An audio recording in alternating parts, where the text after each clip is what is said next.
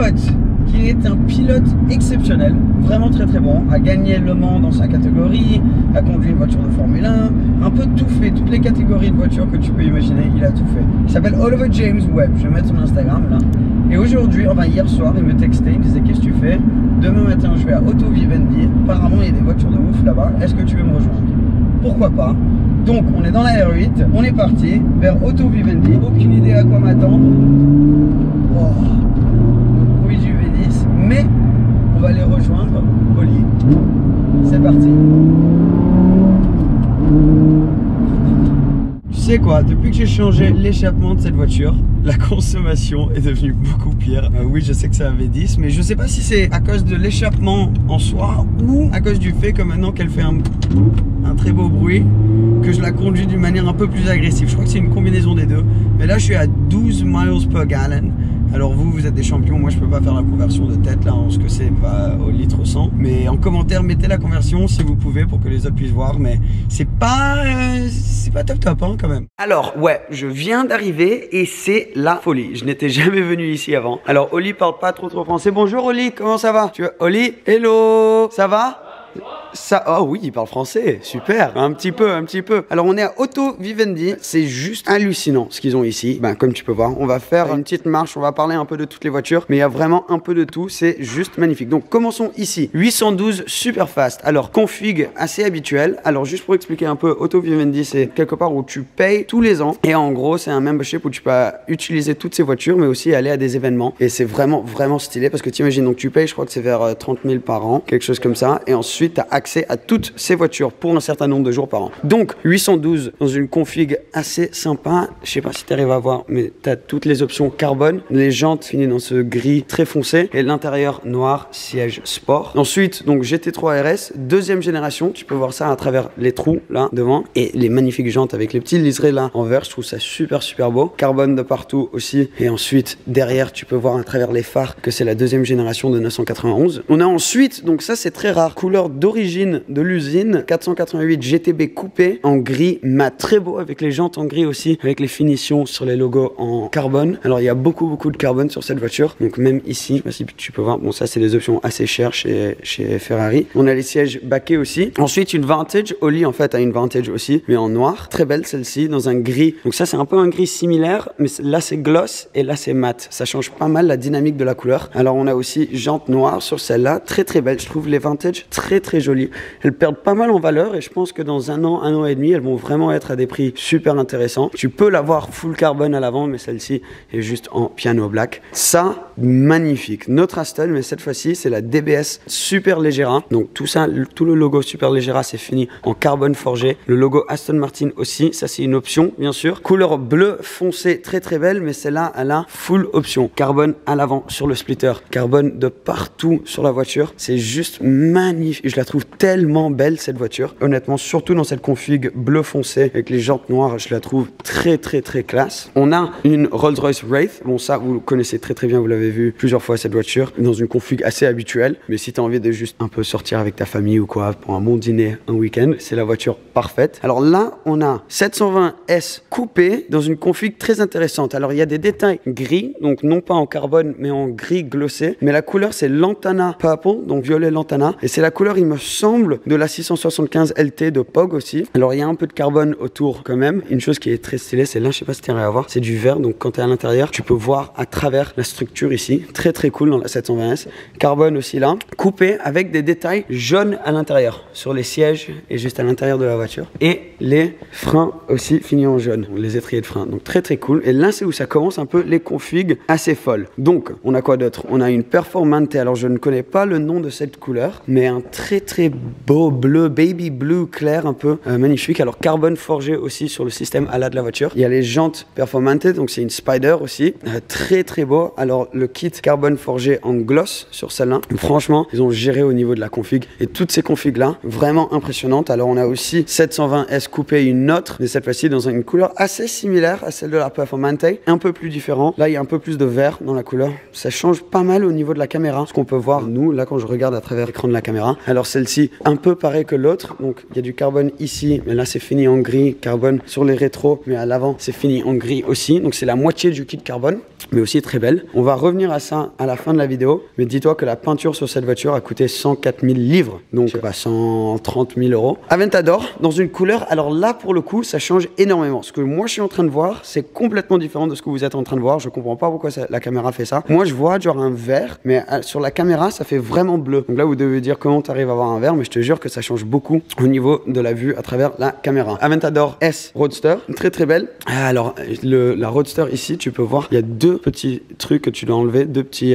panels comme on dit, et tu peux les mettre dans le coffre avant, mais c'est manuel, t'appuies pas sur un bouton, faut le faire toi-même. Ça prend 30 secondes, mais ça change un peu. Alors là on a une 600 LT Spider, là pour le coup c'est automatique. Alors Oli avait aussi une de celle-là dans exactement la même config, littéralement. Même couleur d'étrier de frein, même couleur extérieure, etc. Mais il a vendu maintenant la voiture. Là en dessous de la couverture, on a une Vanquish Zagato. Il me semble c'est le break aussi, donc très très rare, 800 000 livres, donc 1 million d'euros à peu près pour cette voiture. Donc qu'ils ont ça que tu peux utiliser, c'est quand même pas mal du tout. Alors maintenant parlons du duo Senna ici. Alors on a la Senna, la coupée, très belle, very good, très belle. T'adores? Ah tu vois, il parle un peu quand même. Alors comme j'ai dit, 104 000 livres sur la peinture. Juste le fait que tu aies trois couleurs, donc tu as le gris, la gloss, puis tu as un bleu qui est un peu inspiré du bleu, je pense c'était ce bleu là, ou celui-là, bon bref. Et après tu as un autre bleu qui est inspiré d'une des autres voitures, mais c'est très très beau. Mais d'avoir les trois couleurs, ça coûte plus de 100 000 balles. Alors cette voiture, quand même très impressionnante, à 800 kg de force aérodynamique quand tu es à sa vitesse parfaite pour cela. Un aileron énorme, tu peux voir, genre vraiment c'est une table le truc. Mais juste, je trouve cette config très belle. Comme il y en a quand même 500 de ces voitures, il faut avoir une config assez particulière.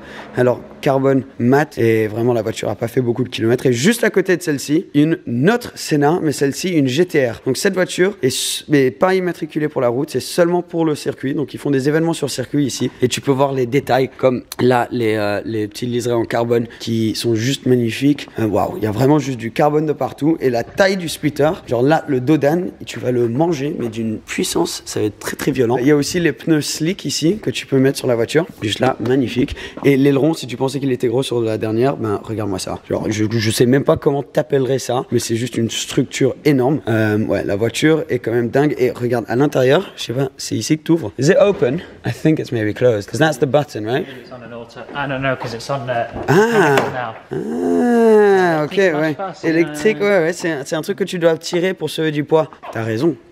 Mais du coup, t'as du carbone de partout, mais regarde, ils ont même pas encore enlevé le plastique. Et regarde-moi ça. L'intérieur d'un McLaren Senna GTR, avec l'écran, le volant Formule 1, genre littéralement volant Formule 1, et les sièges baquets, faits sur mesure en carbone. C'est impressionnant. Alors, avec Oli, on va aller prendre un petit café vite fait, mais je me suis dit ça serait mieux de vous filmer cette vidéo au lieu de rien faire, parce que c'est un endroit très très spécial et il y a des voitures de malade. Donc, lui il va être très en retard, il a un train à prendre, donc je voulais vous donner juste un petit tour vite fait pour voir. Regarde, ils ont gardé les portières en verre, c'est très cool. Il y a tellement plus de choses que j'aimerais vraiment vous dire, mais on reviendra ici très très bientôt pour vous donner plus un tour plus sérieux. Bon, on retourne à la R8, on va faire en sorte que Oli ne loupe pas son train. Alors, ce qui vient de se passer en fait, c'est que j'ai déposé Oli à la gare parce qu'il allait être en retard pour son train, et je me suis dit, tu sais quoi, j'ai l'impression que là on est dans une salle trop spéciale, donc on était dans une salle trop spéciale avec des voitures de ouf, et j'ai envie de partager ça un peu plus avec la famille. Donc Senna GTR derrière, là je me suis dit je vais revenir et j'avais envie de la filmer un peu plus. Donc on est de retour maintenant.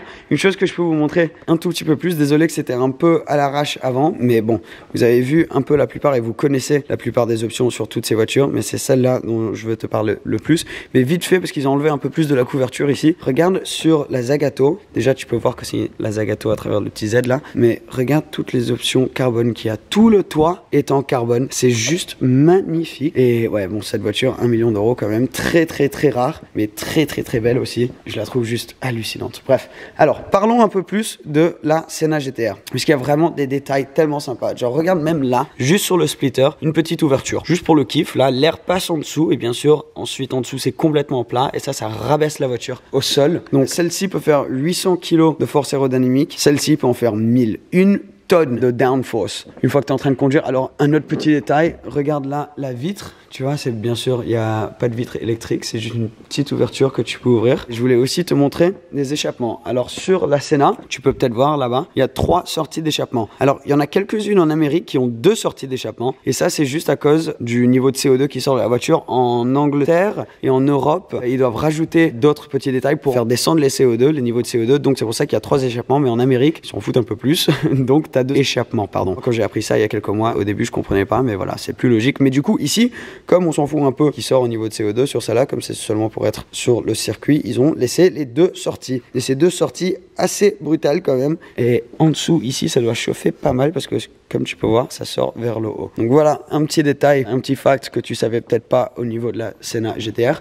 Bien sûr, il y a l'entrée d'air ici sur le toit. Très très beau détail. Mais je voulais juste qu'on regarde un peu plus les boutons. Alors on va apprendre ensemble parce que bon, bien sûr, moi je connais pas trop la Senna GTR, j'ai jamais roulé dedans, mais t'as plein de boutons super sympas, genre DRS là. Alors qu'est-ce que c'est que DRS? DRS, donc quand t'appuies ce bouton, quand t'es dans la ligne droite, ce que ça fait, c'est ça ouvre l'aileron ici. Donc en gros, l'aileron est fermé maintenant comme ça pour que dans les virages, t'aies le maximum poids qui est poussé vers les roues arrière pour enfoncer la voiture dans la route pour avoir beaucoup de traction quand tu sors des virages. Mais dans la ligne droite, ça te ralentit. Donc t'appuies ce bouton DRS, l'aileron, c'est comme sur une voiture de Formule 1, l'aileron s'ouvre, donc du coup tu as plus d'air qui passe et tu peux atteindre des vitesses de pointe plus hautes. Donc ça c'est quelque chose de très très cool.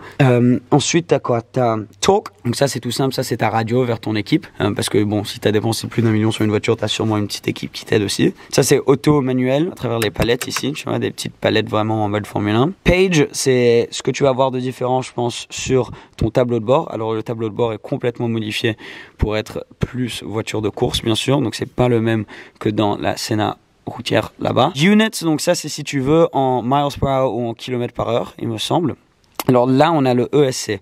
Donc là, tu as le choix, tu vois, entre tes modes différents de traction. Donc tu as wet, donc s'il pleut, si ça glisse beaucoup. Track, il me semble. Et race. Donc race, t'es tout seul. Hein. Alors après ici, je suis pas... Powertrain, ah oui. Powertrain, c'est au niveau du moteur. Donc je crois que tu peux limiter la puissance que tu as. Donc pareil, tu as wet, track, race. Donc tu peux modifier les deux. Tu peux avoir le moteur à fond, mais les systèmes de traction complètement allumés sur wet. Donc comme ça, tu peux vraiment modifier comment tu te sens au niveau de la conduite. Alors là, lap, tu appuies ça quand tu passes la ligne d'arrivée, il me semble, pour arrêter ton temps chrono.